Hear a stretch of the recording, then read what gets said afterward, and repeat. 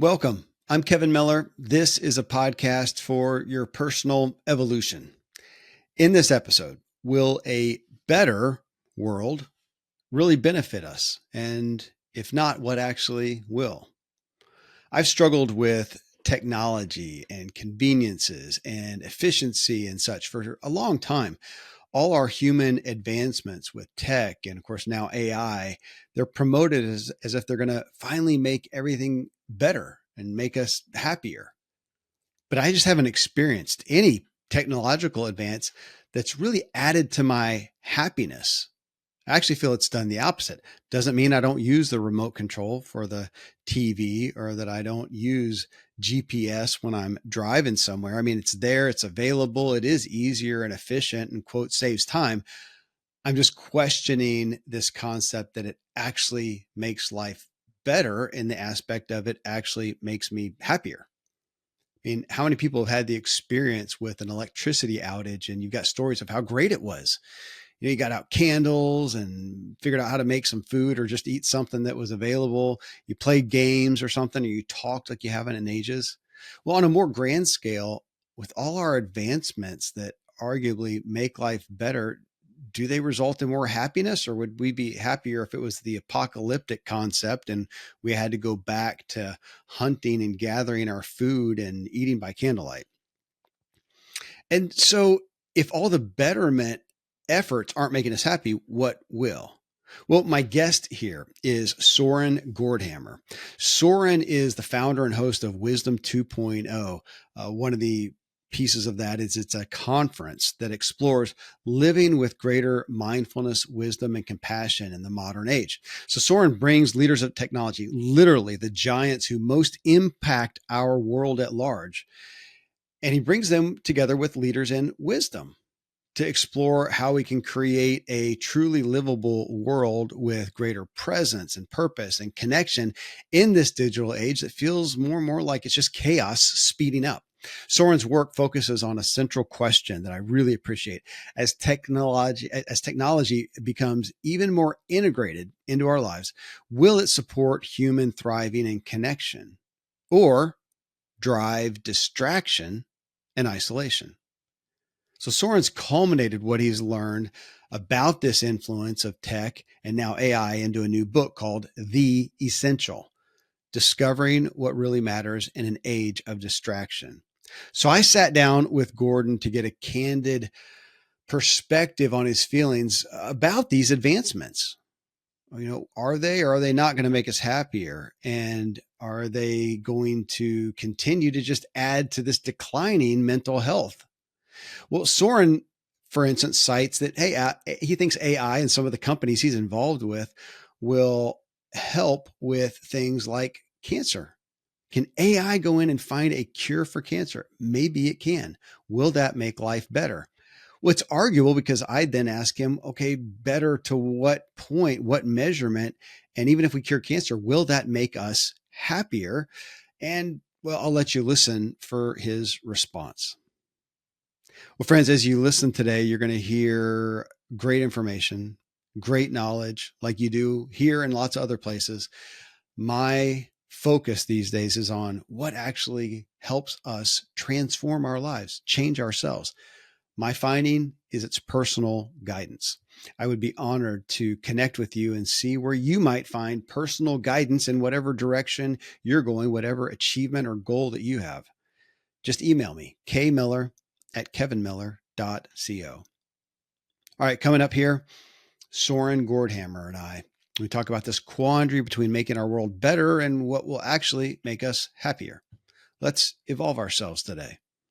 Soren, when I got a look at your new book and saw just the intro of looking at here's AI and tech and all these things that seem to be consuming the popular culture, as far as this is what's great and awesome and we're evolving and we're whatever. And then you asked the question, okay, all these things are getting better, but are we?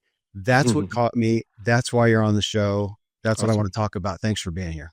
Wonderful. Yeah, you got it. I mean, there's a number of different points to the book, but that's definitely a big one, is if AI is advancing and hundreds of billions of dollars are getting spent towards that advancing, what's happening with humans? Well, thanks. And this is, I am not overly interested specifically in AI, but the concept and you bringing that, I mean, it gets so much attention. And then over here asking, but what about us? That's where I have been very heavily in recent times, because we get so excited about these things and the tech and the progress and whatever. And yet I'm over here, as I think you are, looking at the health and wellness stats, the mental health. And as far as I can see, everything continues to get worse, which I hate to even say. It sounds so pessimistic. And I don't mean to be that, but I mean, the numbers are the numbers. And when you're involved in the health and wellness arena and looking at the stats, I can't help but be massively troubled. And yet all our attention is over here on how everything, AI and tech and space and everything, it's all evolving.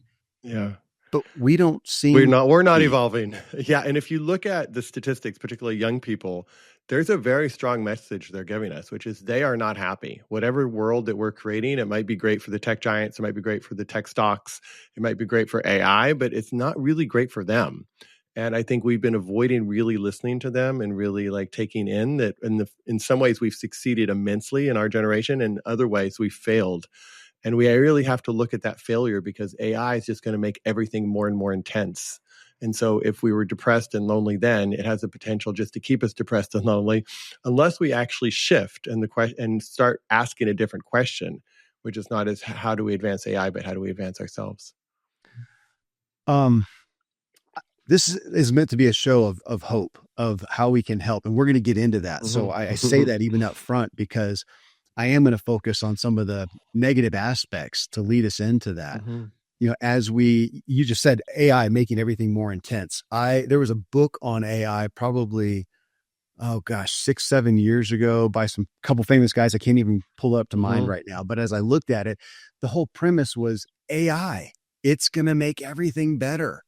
And it had some stuff in it I really appreciated, especially in the health and wellness arena industry. It had some things that I was using, looking at alternative and health insurance models, and I appreciated that. But the overall premise of it's going to make things better, I just continued to not understand. I mean, if we look at every single technology since before since before electricity, I mean, did electricity make our lives better? I don't know that I can say that it did. Did the remote control on my TV that kept me from getting up from the couch make my life better? Did the next thing that makes something faster, more efficient is the next, now I can order something and a drone is going to drop it off from Walmart in 10 minutes. Is my life better? And it kind of brings me back to that concept of, if we could just have an extra hour in the day. How much? And I think if we had an extra hour in the day, we'd just screw it away like we do the other hours in the day. So I'm going to throw that to you with AI and tech. Can it help some things? I don't want to diminish it. 100% it's going to help, I think, health and well-being spaces in terms of being able to, they already helped discover a whole new series of antibiotics through AI. So that's already happened. I think a cure for cancer and a cure for a lot of autoimmune things that we just haven't understood. You put all that data into an AI, you put everybody's statistics and blood levels and microbiome, and like the capacity for this AI to use large amounts of data and like find connections and help us discover some of these issues with our health that we have not been able to discover for decades, if not centuries. Super, super exciting, right? Like I am thrilled that that's happening. I'm thrilled that people will have greater access to information. So a young person who needs a tutor, it used to be the rich kids got all these fancy college educated tutors. The poor kids didn't really have a tutor often because their parents were working much or they didn't go to college. Now, like a kid with an AI, it evens the playing field because they can do their own research. They can get like the best advice and knowledge. And so that's, I think, super, super helpful. And there's other ways in which the time that we're spending on doing research and buying things and spending time trying to figure stuff out, the AI is just going to be better at that. Now, the question is, so let's say all that is true. You have this other need for humans, which is human connection. which is part of the reason that when the promise of the internet and the iPhone came was that, oh, we're going to be able to connect. We're going to be able to find the information we want. We're going to be able to be happier, better, healthier, save our time, so have more time. It has not worked out that way at all. I mean, I love my iPhone. It's done incredible things. But in terms of helping my well-being, in terms of helping me feel more connected to my people and to friends and family and things, it has not done that at all. And in some ways, it's gotten more and more addictive and more just like this dopamine hit, right? We just have to consume it. And you go on a train, you go on a bus, and what is everyone's attention? It's not like, hey, who are you? Let's talk. Let's have a conversation. It's on this kind of endless scroll of information. And the more the AI knows about you, the more it can like keep you looped in whatever it wants you to loop into, whether it's videos or text or whatever. So there's this challenge that our world has right now, which is how do we enjoy and use these amazing, crazy technologies, but how do we not forget ourselves and our need for human connection, and our need for touch, and our need for love, and our need for presence that is inherent in humanity. And I think we've missed that and we've forgotten that. And that's kind of what inspired me to write the book, was just like, dude, this is the essential thing. If we don't have this, I know people with hundreds of billions of dollars and like the most famous people and the most power, and they are not happy, because what brings happiness is human connection and human presence and human love. And I'm worried that we're going to build a society that's largely forgotten that. I like that question with the next whatever that comes along, even if, and again, I don't want to minimize it. My dad just died from cancer. Yeah. Sorry. Still a cure for cancer. Am I in favor of that? Absolutely. Would that make us happier? I don't know. And then we come back to the stats right now and that aspect of happy. I mean, is there a term? Has it ever been more popular, that term? Happy, happy, happy. Yeah. I would wish that we were at a place where, gosh, we've solved so many things. We've got so many conveniences, so many, all this tech and all the stuff that now our focus is humanitarianism and and gratitude. Yes. Yeah. 100%. So I think one of the examples that I use is, and this is kind of one way of looking at social media. I think social media does some extraordinary things. I have friends who run their whole companies off social media, right? They live in a small town and they're sharing their information, they're selling goods, and it's an incredible place as a marketplace for a large numbers of people. At the same time, the whole way of comparison and the likes and the followers and all this stuff creates a world that's, I think, very, very hard for all of us, but particularly for young minds. And the image I give is, imagine you walked into a forest and there's big trees and small trees and ferns and all different types of shapes and sizes. You're like, isn't this an amazing forest to live in? Like, this is incredible. And your experience is as part of that beautiful forest. Now, what if somebody went into that forest and they put a number on every tree? This tree is very big, so we'll give it an 8. This tree is kind of small, so we'll give it a 2. This other fern is kind of old, so we'll give it a 1. And so all of a sudden you see this, and you're given a number 2. And all of a sudden you're in this world of comparison, of better than and worse than. And you then feel distant and separate from the world around you. You feel like, wow, I am either status above or status below the world that I see versus a part of the world that I see. And the danger is when most people go onto social media and you have a number and everything you put has a number, you begin to feel like you're a separate entity. And the algorithms know that the more you feel like a separate entity and you're trying to improve your status, the more you'll stay on. And so I think that's created a great sense of isolation and loneliness. And so can we wake up to the fact that we actually are all connected and we all need each other and we all need to be in the forest together and not lost in this loop of thinking that we're separate and that we then need to somehow increase our brand to be worthy and that we're inherently unworthy, but only if we get this or achieve this or buy this or something, we will actually have satisfaction. And I've been fortunate enough I've interviewed all the different people from all the different founders of OpenAI and LinkedIn and Anthropic and all the companies. I have not seen somebody who, once they got that, felt like satisfied. Like, if we don't find that sense of satisfaction in ourselves, and I love money and I love houses and I love things, but if we don't find that satisfaction in ourselves, that is a path of endless suffering. And I think our society has a choice. Like, we can begin to wake up and see what really matters, or we can get lost in this this sense of like accumulating, trying to find somehow be better, like somehow be acceptable, somehow get that moment that we can actually relax. And I'm like, I think we have to find it in this moment, and we have to discover it inside ourselves and then create the world from that place. Okay, let me ask you your experience around this conundrum. I think, is how I view it. And you could say a conundrum. You could also say an invitation. Okay. Oh, well, okay. Go ahead. Sorry.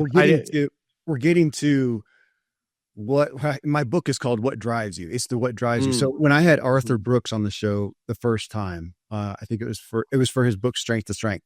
And he cited in there a study that I don't know that he did, but a study that was done with Olympic athletes.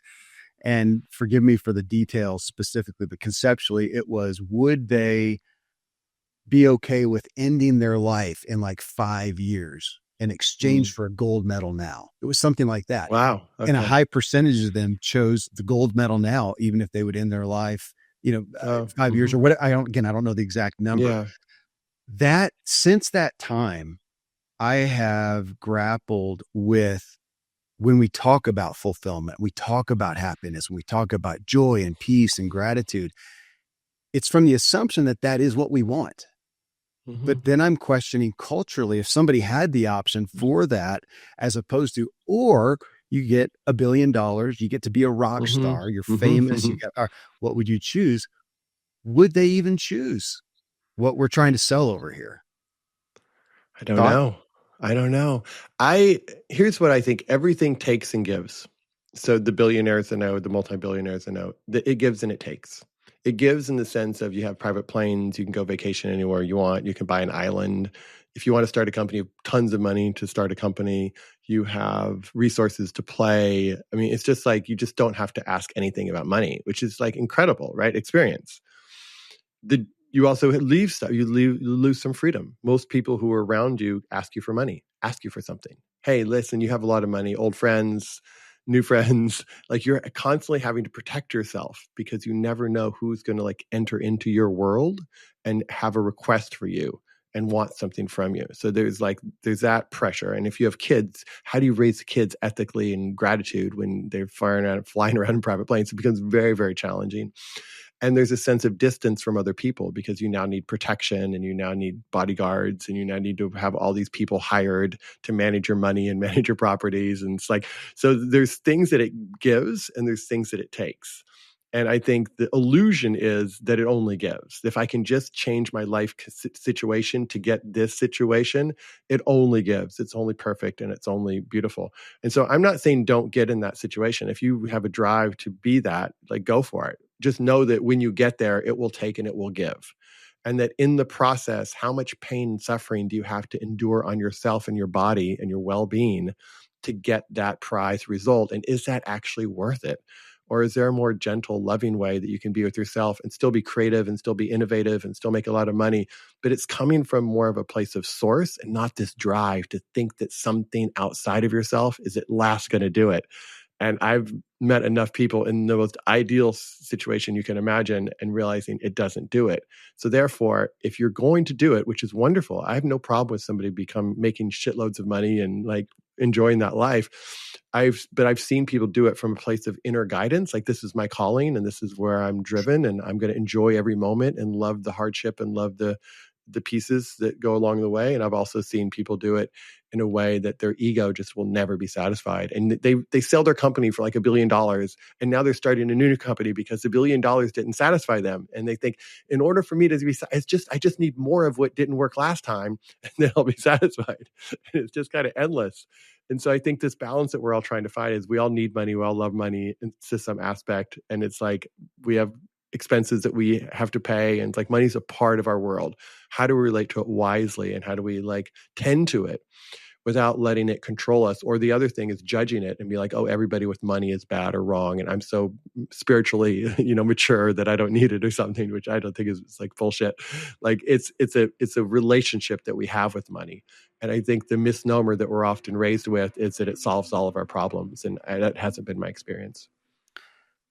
It's been an interesting recent times, Soren, I guess because of my age. I'm 54, and my peers, I'm seeing more and more of them who have solved the circumstantial aspects of life. They've got the houses, the cars, they've got money, they've got enough put away that they really don't necessarily have to work. And that pressure to provide is gone, and they find themselves lost. Without that drive, that need, they wake up now and what do I do? And a majority of the ones that I know end up just kind of, let's find a greater adventure. And instead of skiing right here in Colorado, where we've got some of the best mountains, they're going to fly around the world to go ski somewhere else because it's something to do. And you buy some more stuff. Or I've known some that have just gotten rid of everything and just tried to move to Mexico, and that didn't solve it either. And we're back to that inner purpose. Yeah. What are we trying to solve? I think that's a really good point. What do you think we're trying to solve?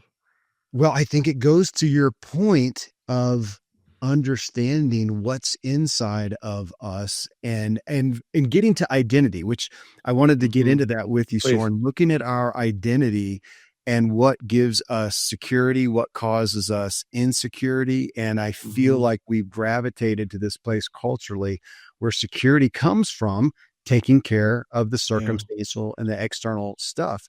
And so even when you've done that, then now, like some of these guys, especially who I hang out with, I find that they're kind of feeling insecure because they just don't have a purpose anymore. They're still externally focused. And they're in some ways dealing with some of the same things as somebody who does not have security in the circumstances. And so either way, we're insecure. So there's the question of where does our security come from? That's great.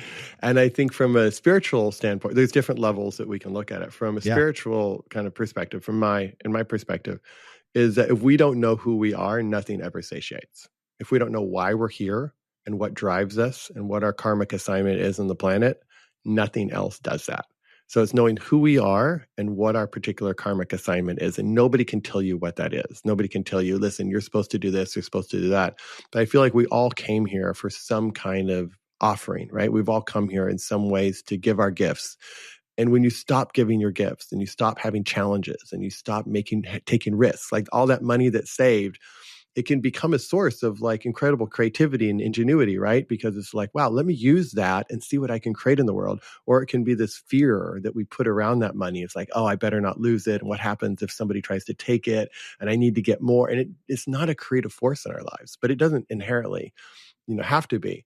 So I think this is our dance right now, is can we discover who we are beyond the stories that we've been told ourselves. So let's say you have a job and all of a sudden you think you're the CEO and you walk around with the story that you're the CEO.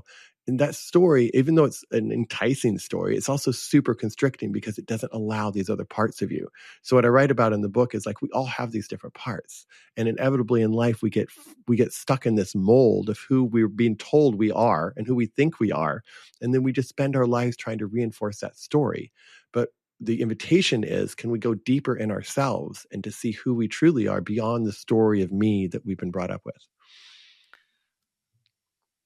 Go there, Soren, because I remember, I really regret that I don't remember who it was. It was on a show a couple of years ago, and I think I didn't have the emotional intelligence and maturity to really take it in, which is why I don't remember who said it. But they, in essence, were saying, if we take away the roles in our lives, you're not for me, you're not a father, you're not a spouse, you're not an athlete, you're not a podcaster, you're not a writer, you're not then who are you? And at the time I looked at it and go, I'm a meaningless nothing. I didn't understand any concept outside of those roles. And I still find that is if you take the people that you're talking about the billionaire and the stuff, and if you took away all the stuff, all the roles, all that, then who are they? I find very few people who have any concept. And that's where I was. Of what do you mean? Who am I outside of that? That's me. By proxy who we are. So what is my identity outside of the things that I do and the roles that I fulfill?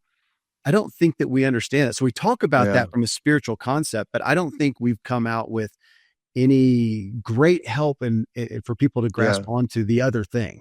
Yeah. And you can see that when you identify as a parent, and even when your kid comes, even though you don't let your kid come home, you subtly try to reinforce them staying home because you want to keep that role intact, right? So you're you're making them dependent on you, or they leave and you're constantly still trying to be that mother that they do not, or father that they do not need because they're 30 years old and they need to figure things out for themselves. But because that identity is so strong in you, you keep finding ways to reinforce that identity, because if you let go of that identity, it's too scary. to not live in a world with that story intact. And you see the suffering that happens to children because their parents aren't willing to know when to let that go and to stop reinforcing that. And I think, so I'm curious, so how did you, when you had that experience, how did you go into that place of unknown that you noticed it hit something like, oh, hold it. There's a dark area or an unknown area. So help me understand how are you exploring that? Oh gosh, that's a good. Okay, I'll answer that. I'm an interviewer too, so you always have to be careful. To be candid with it, the thing that I detached, I detached from, I have continually being detached from, is really the hero complex. It's not even specific, tangible role. It was my identity is the hero complex. No limits, no excuse. It's the kind of stuff that serves a pro athlete, athletics. I don't know. I don't think so in life. But I fix everything. I take care of everything. I'm fully capable. It was setting that aside, and it left me just kind of lost in the ether. I didn't agree with it. So somebody woke me into that, or something, woke me up. That's not a good attachment. So I'm going to detach from that, and I'm just floating around. So I was just looking and going, I'm totally uncomfortable. I'm totally disoriented. I don't know what the hell to hold on to. But I don't agree with that. So I'm just going to float out here for a while. Yeah. So to answer from your question, I want to say my tendency is to say it was a spiritual journey. It's hard for me to separate. I don't know that it needs to, and I'm kind of grappling with this right now. Spirituality and psychology. To me, I don't know how to separate them. They're one and the same to me. And so, I mean, it changed my shows. I'm having shows like this now. I'm not interviewing somebody on the next self-help book necessarily. And we're just going through the methodology of it. Right. The method of it. I want to get into the heart of it because I don't see the method working that much. Yeah. So here we are. I mean, this is part of it here is to understand what is an identity? Who am I being? Even that, even looking at identity, like who am I? Well, I change every moment. Hopefully I'm evolving every moment. So I don't know who I am, but I'm choosing who I'm being. Yeah. That has helped a lot. Yeah. I'm choosing how I'm being in this moment anyways, without needing to reinforce extra on that. Yeah. Versus looking at a situation was like, how do I manipulate this situation so that I can be the hero? Because I only know who I am if I'm the hero. So I have to find people to save. So I'm always going to find people who are in some struggle so that I can then come in and save the day. So that makes me feel more meaningful at the end of the day. Because if I don't have that, and so I think one of the really curious things to look at is what do you need to happen in the day to make you feel worthy about yourself? What experiences are you looking for to feed so that you feel better about yourself? I can answer that right off the bat. You said it earlier. Flat out connection. It's connection with you. It's connection with my kids. It's connection with my friends, with my audience. It's and I would even go further to say resonance is how I feel that. If I don't resonate with you to some level, I don't know how we connected. And the only way that I can do that, I think, is to have some level of security in me. So I'm not just I'm not sitting here full of need, so that I can actually be interested in you. Yeah. And I think for me, there's an interesting exploration there, which is just what are the ways, I think of it like as food. What is like the candy that I eat during the day that just feeds me in a way that's not very healthy? And it's just like reinforcing something that's not like healthy to my system. And then what are those things, like you said, where human connection, where it's actually like nurturing at the deepest level. And then there's no agenda there. There's no like manipulation there. It's not like there's not this me that we're trying to make bigger and better. Yeah. And so I think that's what's really interesting for everybody to kind of look at in the day. What are those parts of me that continually need, in a not healthy way, situations to go into to be the one who has all the answers, or to be the one, maybe we're like a victim and we're always looking for the savior, or maybe we're the savior looking for a victim. Like we become more conscious of how those dynamics play in our life, and we become more curious about what actually, like for me, nature is like huge. When I go into nature, I just kind of drop into a visceral sense of my place in the universe. And 13.8 billion years ago or something, there was this thing called the Big Bang. And like, we are remnants of that experience. Like essentially, like we are the gases and the explosion. What that explosion produced is part of what we are as humans in this particular form for this particular time. And so for me, nature and other humans, like it feels like it feeds me on a deeper level. But I also think there's some part where if we can we know who we are independent of all the things. So, like, let's say there's no people around you to connect with. Let's say your children have moved away, and let's say it's some for whatever situations you're by yourself, and there's no other humans around, which is a sad situation. I hope it doesn't work, but that might be the situation that we're in. And can we actually know who we are and have this certain level of contentment and relishment in the beauty of who we are without anything externally needing there to reinforce that? Are you asking the question? I'm asking the question. I don't know if there's an answer to that question. Like, Oh, I thought you were going to answer it. And I'm sitting here with bated breath because no, I I look think at that and I want to think spiritually as unto, you said source God. What I would want to think that there is an aspect that I'm okay. Yet I don't know what the purpose of life would be without other humans to connect with, resonate with, journey with. So it's an incredibly interesting question because I want to come back here and for my own survival, be okay in and of myself. And for me, from a spiritual, be myself as unto, God and source. But I don't really understand the purpose of that outside of imparting something, connecting in some way to other humans.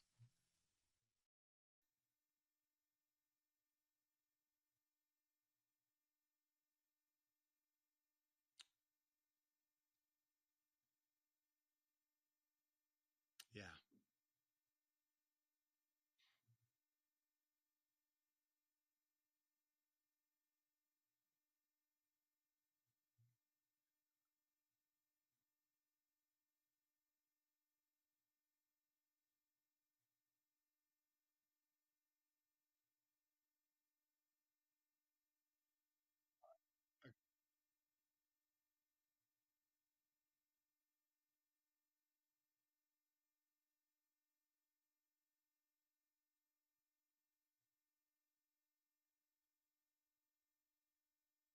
Agreed. And there's where I think the more I come into my own authenticity, you can define that different ways, but just being authentically me, that I will resonate with the right people and I won't need to manipulate, as you said.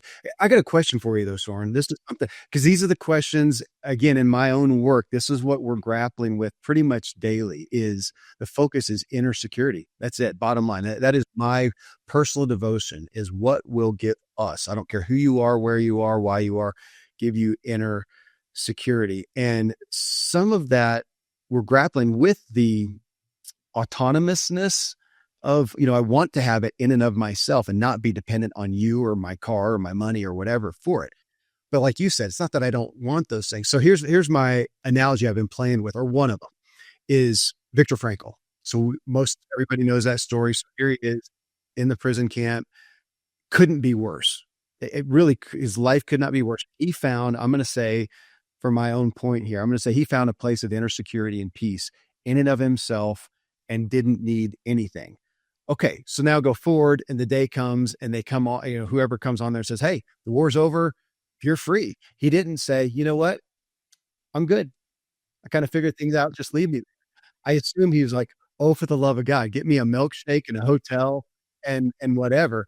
And so I kind of like that though, that for my own vital survival, I do want to be somewhat self-contained, that I don't need anything for I'm not going to, if something happens, I'm not going to kill myself. I'm not going to have a panic attack. I'm not going to go into deep depression. I want that in and of myself, but I don't want just survival. I want to thrive. And for that, I want a lot more.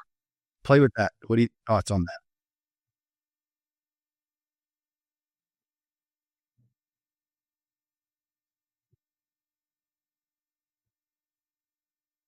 Hmm.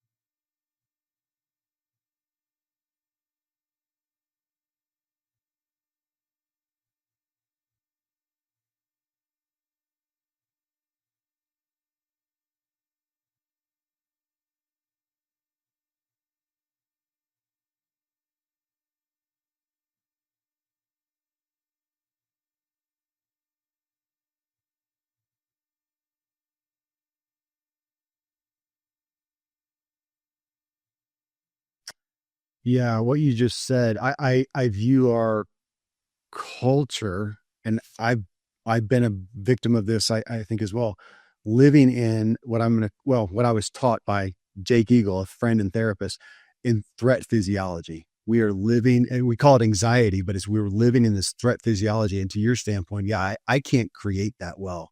I'm in survival mode. If I'm in threat physiology, which I have been in not too far along ago, just from relational strife, where something was said that my identity felt threatened, and I'm in threat physiology. I can't create that way. I cannot write a book. I cannot have an intelligent conversation because I'm so up here. I want to move to safety physiology where I can then go deep. I can create. I got a question for you on that. Okay, it's right, and it's right out of your book, I think right at the beginning, and you talked about uh being at an event, I think it was, with like the Silicon Valley rock stars. So you're there with billionaires and some of the most powerful people in the world, and you're sitting there. Who's the monk that you're with? Famous. Thank you. Thank you. So you're there, and you're saying, why are these guys here? Why are these people here? Why are these people here? They have seemingly everything. They conquered the world. They're powerful. They're rich. They're famous. They're whatever. Why are they sitting here with this monk in a robe? I assume, listening to this stuff. And it's in U.S. it's for saving because they crave something more. Okay, here's my question for you though. And again, it kind of comes back to what do people really want? Do they really want peace? Do they want edification and fulfillment, or do they want to just be a rock star and they'll sell their soul, like the old story of Robert Johnson, who sold his soul for? Do they want that?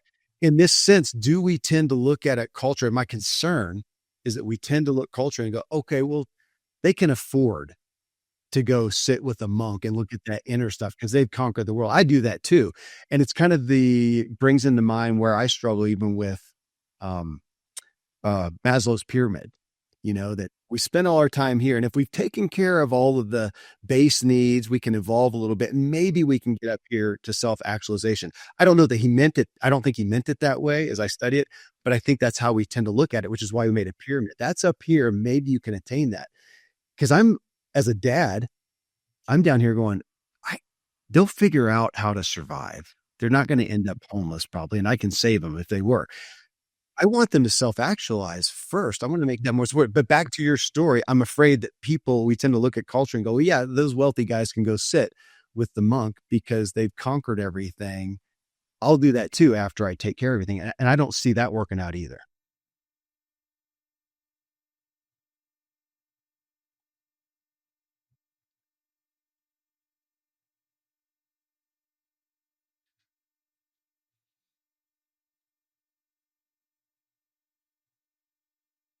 Yeah.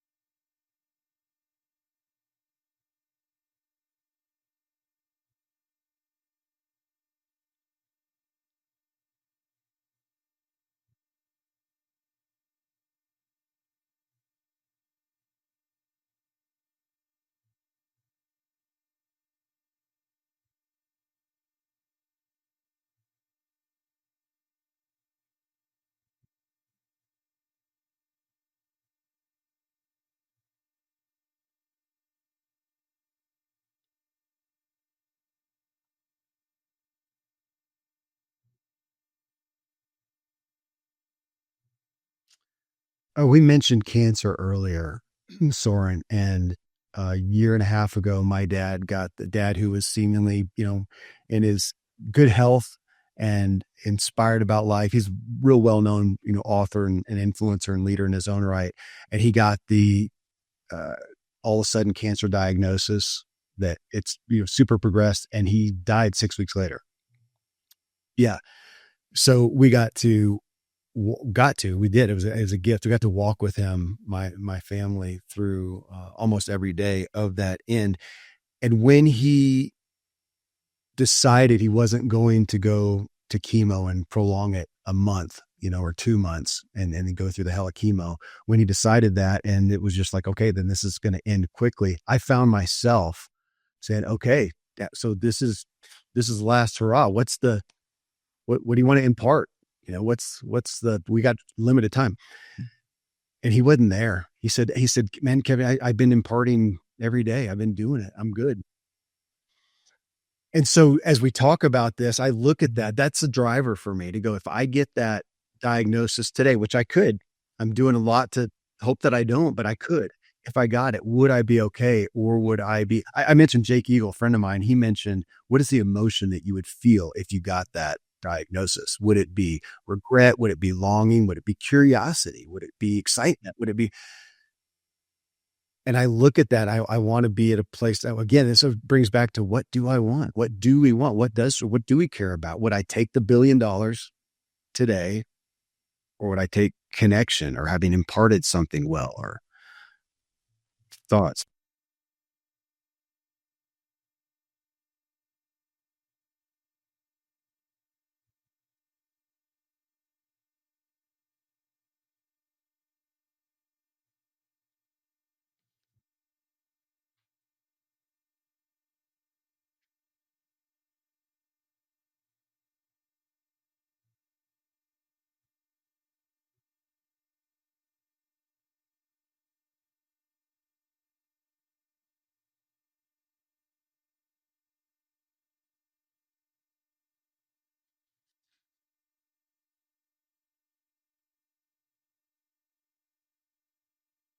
Yeah.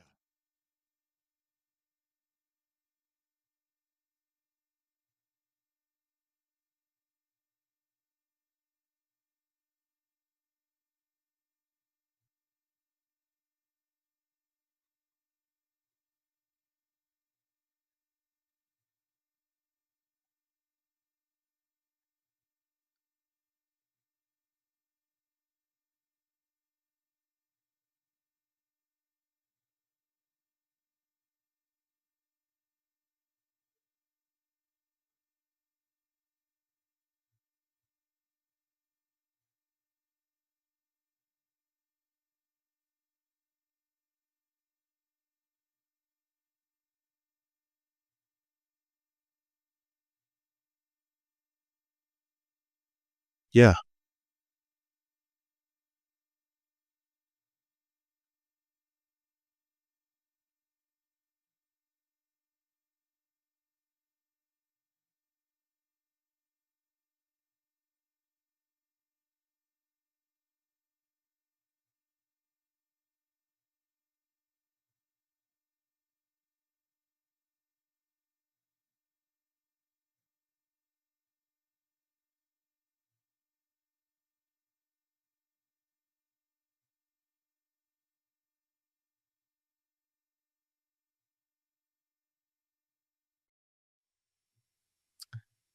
Soren, with the company, let's see, I mean, I saw, just researching about you, you're involved with a lot of, AI and things. And you talked a little bit ago about health and wellness and how you feel like AI and some of the tech will actually help make some progress there. And maybe we will find a cure for cancer. Maybe we will find what. I saw that you're investing in tech companies that have emotional intelligence as one thing, as a focal point. Um, there. I do want to go. And so, that's great. If you can help human suffering, I don't think anybody thinks that's a bad thing. And how fulfilling is that? And yet I feel like you're also with me in questioning, will that make us happier though? Is that the thing that you would most impart? And it has me kind of questioning myself. Okay. So I found myself, as I was thinking about this and even talking with you now, that I would say, I've thought of my drive as, I want to help human suffering. I want to help. I want to help. And it sounds good. And yet I've also found myself going, I don't know that my focus is to make sure my kids don't suffer. There's a lot of good that comes out of suffering, but I find I don't want them to limit themselves. I don't want them to handicap themselves. I want them to be able to impart whatever they want to impart. Kind of like what you said. You feel like everybody is here from a spiritual standpoint, in essence, to impart something. I want them to be able to do that. And if doing that they suffer within that, I'm actually okay because I'm okay with my own suffering and what I want to do. So when you look, do you look at some of these things that you're doing and go, there's still an end goal that you have?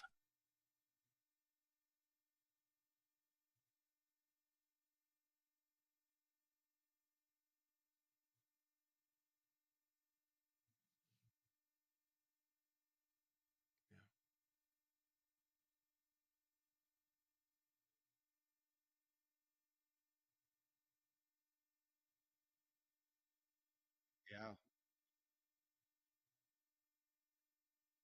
Yeah.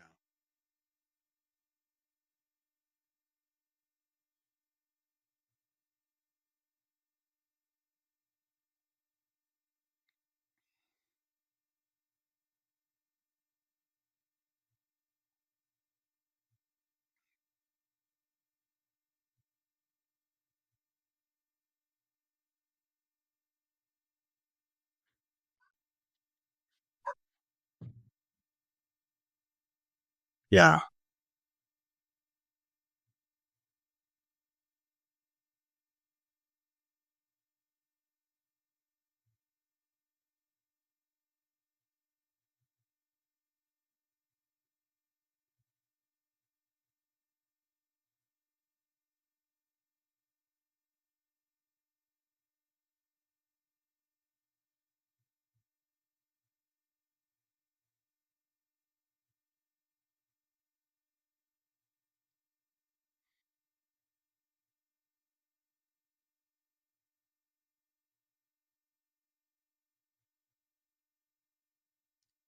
Yeah.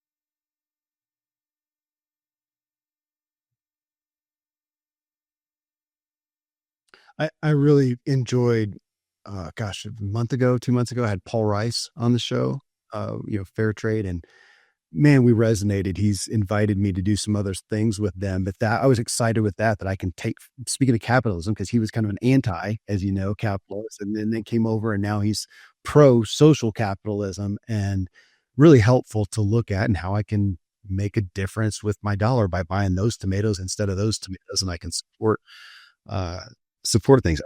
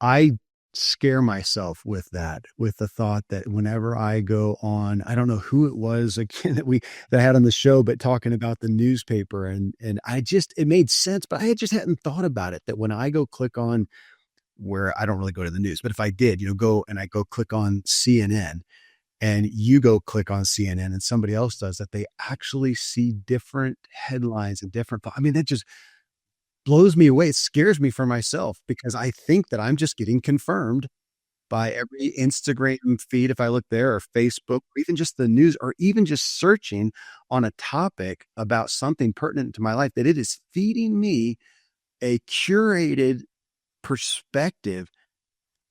It just scares me for my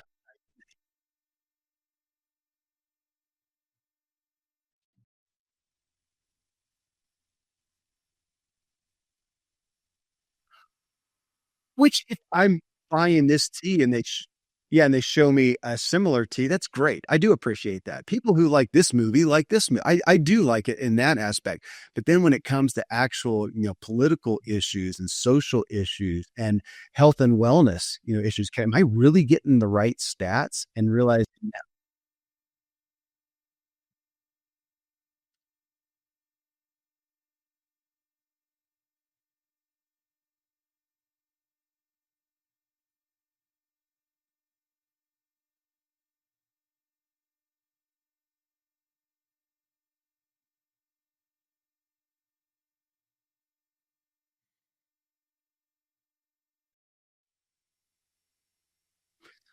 well, let's talk about I mean story. I mean you start I mean not you don't start off the book, but it's part 2, the power of stories, and we've already talked about it here. That has become a paramount focus for me, Soren, is stories, is realizing that as I look out my window right now at the trees and a couple buildings and the sky and the whatever, that what I am seeing is, I mean, okay, it's a tree. That's an objective reality. But that's not what I'm experiencing. I'm not experiencing a tree. I'm experiencing my feelings and the feelings of the wind and the clouds and the weather and all the feelings that are totally unique to me. And as you're looking out of it, you may be having a totally different experience. And yet, now to come back to the media, what I do is I would be prone to go on social media or the news about, the tree or the social issue or whatever, and I'm going to present it as an objective reality, an objective truth. I feel like that's where we've gone because we want certainty because that's security. If I can come over here and be secure in my story, that it's subjective.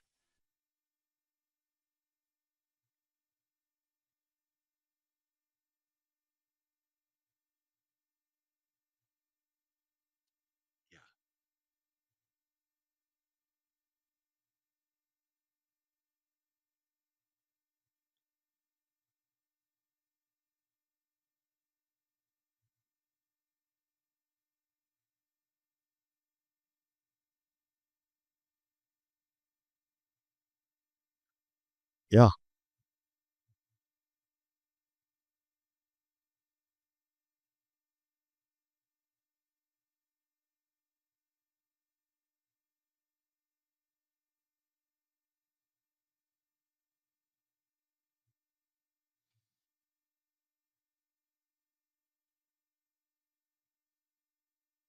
Mhm. Mhm.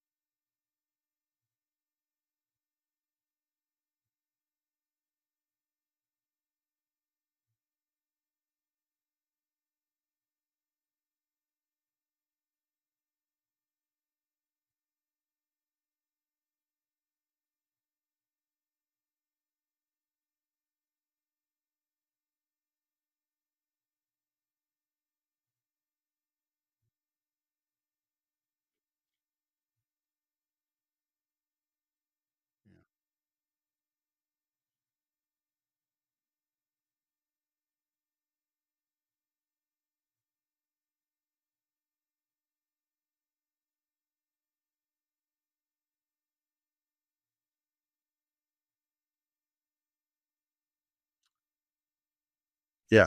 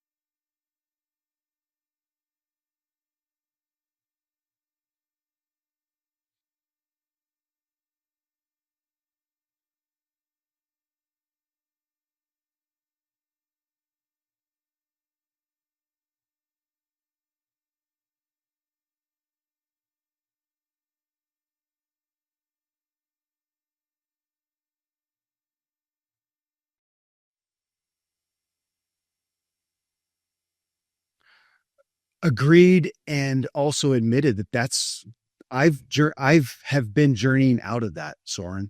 It was, gosh, I had a year ago or so, we had Thomas Hubel on the show. Yeah, with his book Attuned, and he is, as he was talking, and he just using an analogy that was just kind of elementary to him, that when we look at nature and we look at it and say, hey, that's nature, but he says if you're standing in there, you're nature too, you're part of it too. It's such a little pithy statement, but it just really hit me. It just, yeah, I thought I view myself separate from everything, and he's telling me I'm part of it. It just kind of, I rocked my world, with that, and to look at it now and to go, and then to lay on that too, that everything I'm experiencing is most of it's subjective, or even if it is objective, I don't know how much meaning it has. The main meaning is whatever I attach to it, and that's on me. Well, that can be disorienting. Um, oh,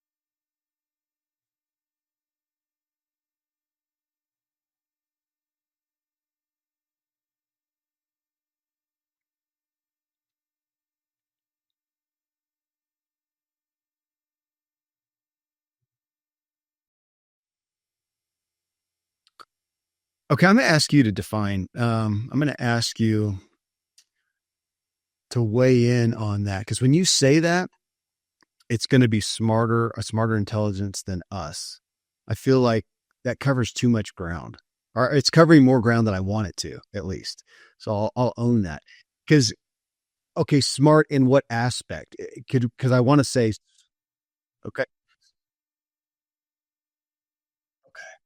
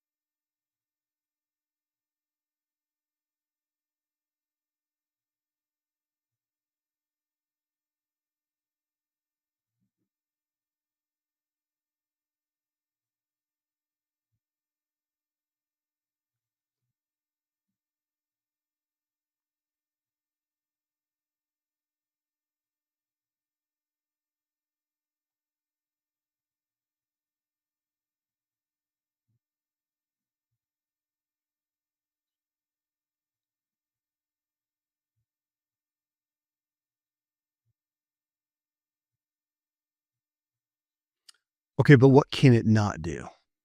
What go?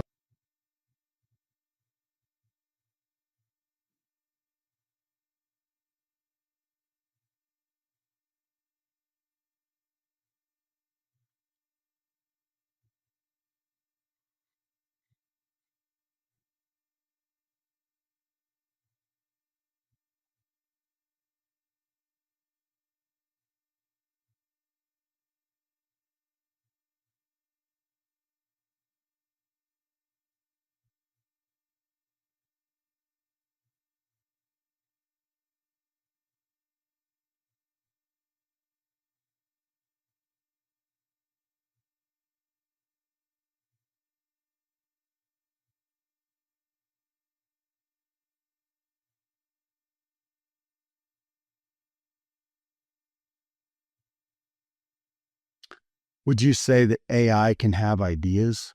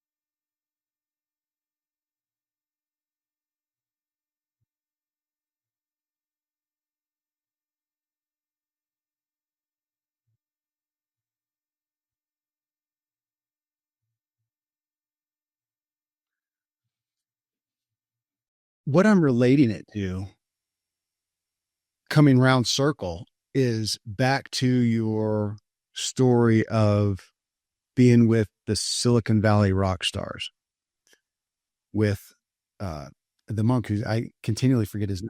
Thank you. Uh, that they are there. Could you almost say, I'm just trying to make a point on what we want back to the inner self, the inner security, the inner power, however you want to, the innerness of us, is that AI could in some ways replace or be comparable to those billionaires in their vocations and going out there, coming up with an idea, running it, content, doing that. But what it can't do is what they came to sit with the monk for, because you just said it. What can it not do? AI can't attune. It can't connect. It can't be wise. It can't look, I'm assuming it can't look in your face as I am and make some discernments about how you're feeling or what you're thinking, or if your attention is here, or if what I said just resonated with you and we did connect or resonate, or whether I pissed you off or what.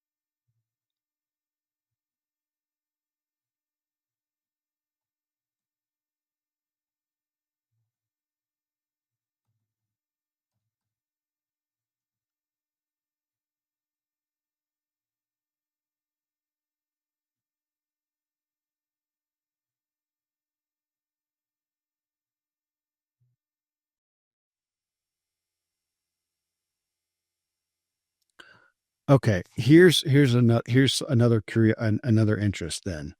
I mean, the book's called Essential. There's a part of me that when I see some of this dystopian films and there's destruction or whatever, but in essence, there's just no electricity. There's nothing going on. We're back to primitive, build a fire, gather something, hunt for something, protect ourselves. We're back to that. There's a part of me, Soren, that I think it's so tempting to feel like we'd be better. We would be better off. We would be better off then. And I kind of long for that, which I'm out here in Colorado. People come out here, the billionaires come out here to camp, to walk out in the way. So I go on adventures with some. I was on one not long ago with some guys. We were outside of Breckenridge, and some of the guys could have not only stayed at the nicest hotel in Breckenridge, they could have bought it. No big deal. And yet we slept on the ground, or we were at a guy's house on the floor, just to be together. And then we went out and hiked and camped and whatever. And it's just as primitive, and we're all on the same level. Okay. So I'm interested though here, because if we had the dystopian destruction, it would show us what's really essential. We would see that. Barring that from happening, could or can or is AI doing the same thing? As it can take over all this other stuff, all it's going to leave with us with is somewhat revealing what is our humanity. Is that fair?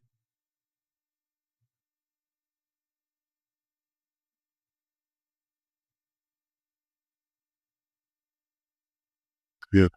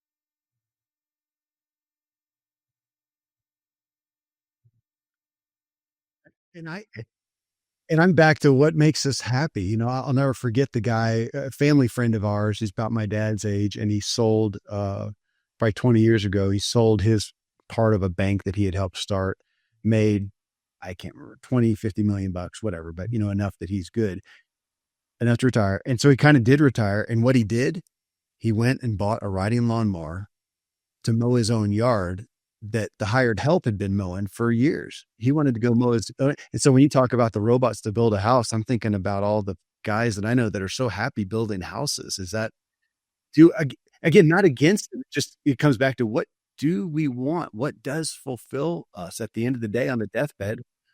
What do we so I'll ask you that. Well, and so with your book, I mean, you focus and we could spend days. We could spend an eternity talking about what's essential, but that's what I care about. What is essential? That's what I care about talking about with my kids. As we look at the key points. Okay.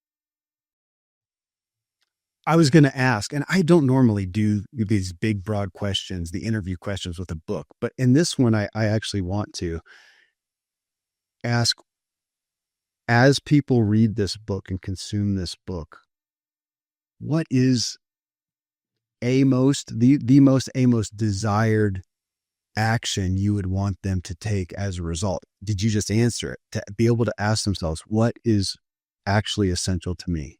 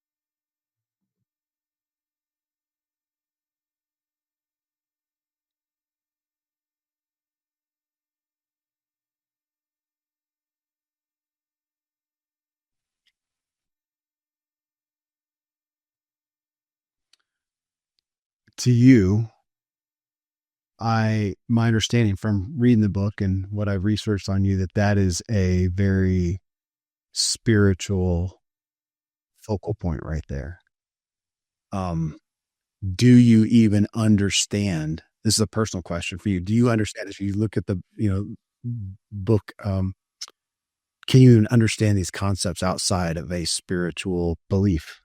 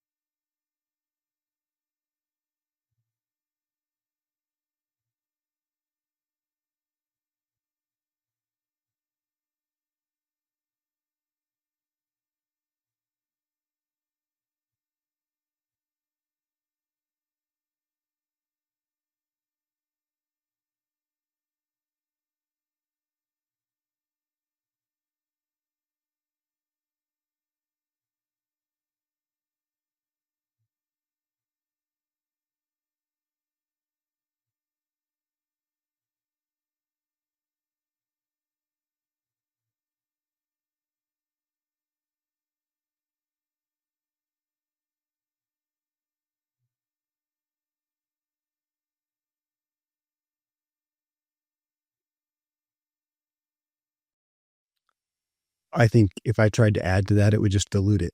That was a good anchor to this discussion. I would, for everybody listening, cite that your book I view as a great guide to everything that you just said to help kind of audit where you're at, why you're at, and greatly appreciate your focal point. And we may end this discussion here. I don't want to end journeying with you. I have more questions. Thank you for being here, Soren, for doing what you're doing. I'm excited to share with myself further with others. And yeah.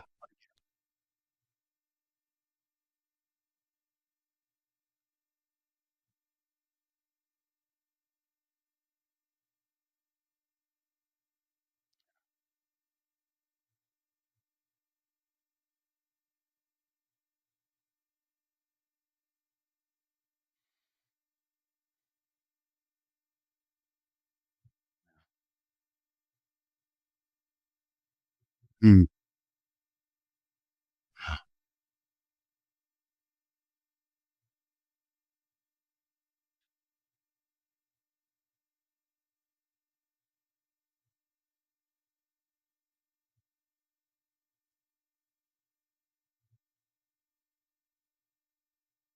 Well, I'm grateful it found a home with me.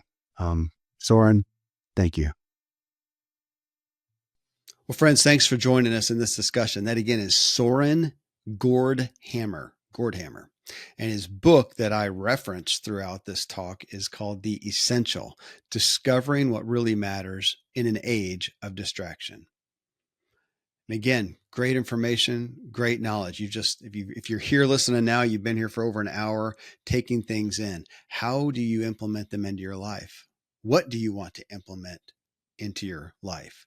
I feel we need guidance, even to help us know what direction we need to go and then help go in that direction. I'd be happy to try to connect you with a fitting guide.